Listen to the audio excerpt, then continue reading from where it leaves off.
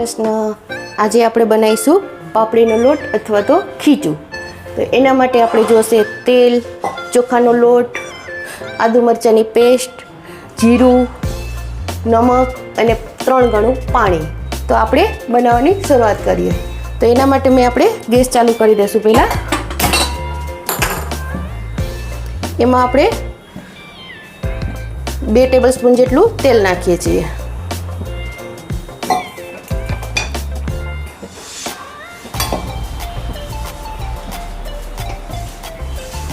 તેલ ગરમ થાય એટલે એમાં આપણે જીરું નાખીશું. એ બાજુમાં આપણું ગરમ પાણી મૂકી દીધું છે. આપણે આને કુકરમાં બાફવા મૂકી દઈશું. એટલે આપણે આ ગેસ બંધ કરી દઈએ. હવે તેલ ગરમ થાય ત્યાં સુધી આપણે આદુ મરચાંની પેસ્ટ તૈયાર છે એ તૈયાર કરી છે. અને આપણે એમાં એ જ મિક્સીમાં આપણે પાણી લઈ લીધું છે. તો 1.5 કપ લેશું આપણે. અડધો કપ મેં લોટ લીધો છે એટલે આ અડધો કપ છે એ 1 વાટકી થઈ છે.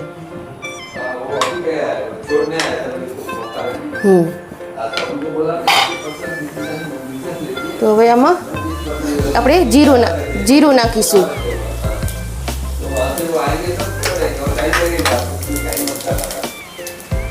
હવે એમાં આપણે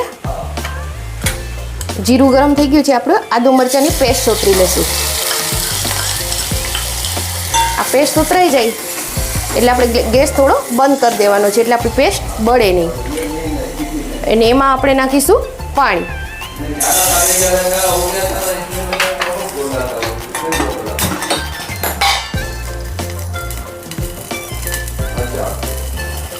એમાં આપણે 1.5 કપ આપણે જેટલું પાણી છે એટલું આપણે નાખી દઈશું.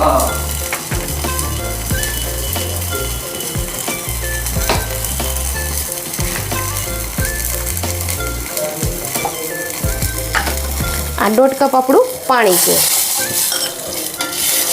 પાણીને આપણે ઉકળવા દેશું.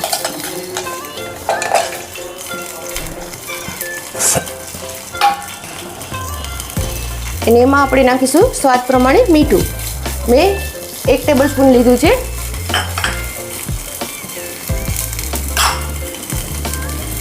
પાણી આપણું ઉકળે ત્યાં સુધી રાહ જોઈએ. પાણી આપણું ઉકળી રહ્યું છે ત્યાં સુધી હું તૈયારી કરું ગરમ કરવાની. હવે આપણું પાણી સરસ ઉકળી ગયું છે. તો આપણે ગેસ બંધ કરી દઈશું. અને એમાં લોટ ધીમે ધીમે આપણે નાખતા જઈશું. અને એક જ સેન્ટરમાં આપણે ચલાવવાનું છે.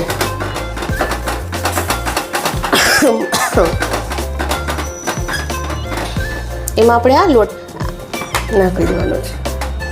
આપણે ન ભાવે તો કપડાથી લઈ લેવાનું, નહીં તો આમ સાણસીથી ચલાવી લેવાનું છે. આપણું લોટ ખીચું સરસ થઈ ગયું છે. જો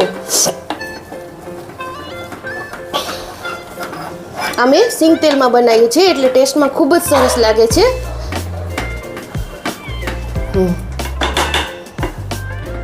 હવે એને આપણે બાફવા મૂકી દઈશું. આમાંથી 1 ટેબલસ્પૂન જેટલો લોટ રાખી દીધો છે મેં, કારણ કે ચોખા ઉપર ડિપેન્ડ છે કે આપણે કેટલું પાણી પીશે.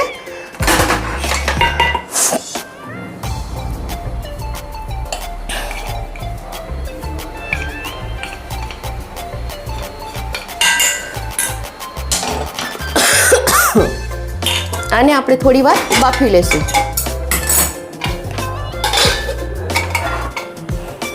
બફાઈ જાય એટલે આપણે કુકર બંધ કરીને 5 મિનિટ માટે સિજવા દેશું. અંદરને અંદર આપણું ખીચું બફાઈ જશે. ખીચું બફાય ત્યાં સુધી આપણે ગાર્નિશની તૈયારી કરીએ. તો આ રીતે મેં કુકરમાં બાફી લીધી છે.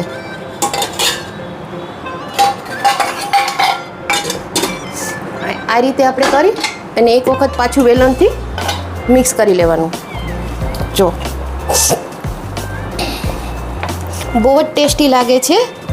અત્યારે ખાવાની બહુ મજા આવે છે. એક જ સેન્ટરમાં લાવવાનું એટલે ગાંઠા કે કંઈ ના રહે, એકદમ સિલ્કી થશે. આના ઉપર સિંગ તેલ અને મસાલો, ખાટો મસાલો આપણે અથાણાનો એ બી નાખી શકીએ અને લાલ મરચું મીઠું બી નાખીને આપણે ખાઈ શકીએ છીએ. ટેસ્ટમાં બહુ સરસ લાગે છે. બનાવવાનું ટ્રાય કરજો તમે. હું સર્વ કરવાની તૈયારી કરું છું.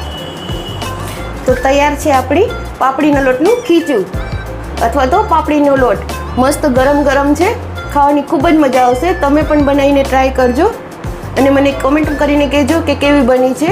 આમાં આપણે ઘઉંના લોટની બી બનાવી શકીએ અને ચણાના લોટની પણ બનાવી શકીએ છીએ, પણ ટેસ્ટમાં આ ખૂબ સરસ લાગે છે ને આ ગુજરાત સ્પેશિયલ રેસીપી છે. તો તમે ટ્રાય કરજો. જો તમને મારી રેસીપી પસંદ આવી હોય તો મારી ચેનલને લાઈક કરો, શેર કરો, સબસ્ક્રાઈબ કરો. જય શ્રી કૃષ્ણ.